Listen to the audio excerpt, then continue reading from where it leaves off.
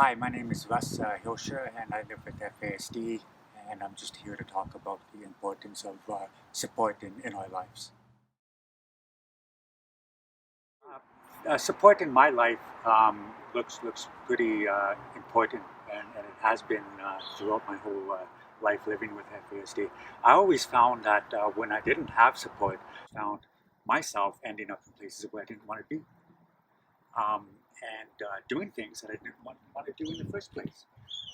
And so to avoid all that, that's where the support worker would come into place and hang out with me, so I don't end up in those places and avoid those situations. Right? So to me, that's the importance of support. Right? And also being supported to where you need to go. Because sometimes I've gone to places where I believe that the support could have taken me, but they chose not to due to whatever, and just having to go there on my own, didn't quite make it there on my own, or the money didn't quite make it to where it needed to go, and so that's just to help avoid that, right? So it's important for me in my life to have the support around, right? So yeah.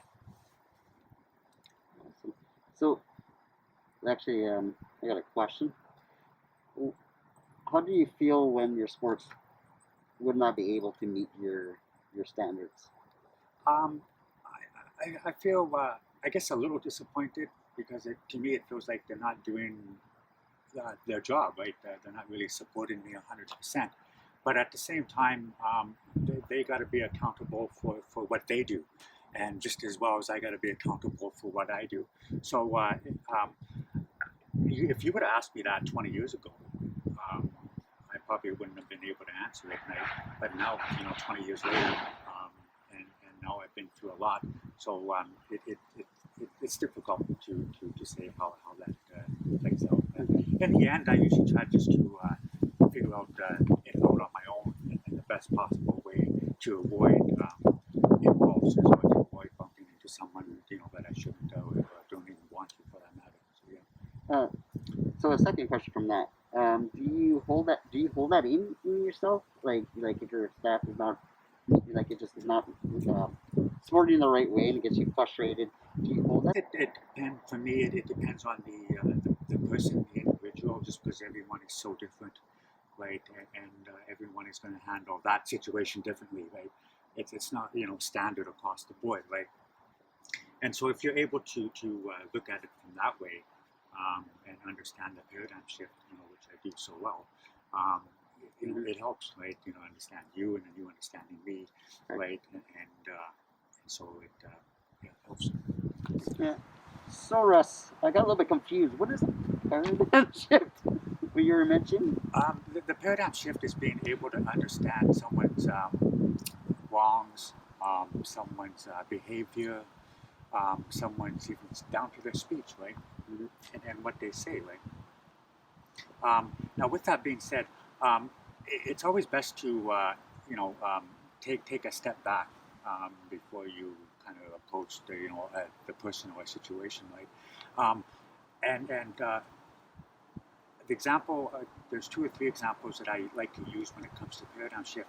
Um, I have the hands-on kind of the touch is really sensitive to me. It's one of the highest senses that I have, right? And everyone living with FASD is going to struggle with each senses differently, right? Some people struggle with lights and this and that, right? But for me, it's about touching things, right?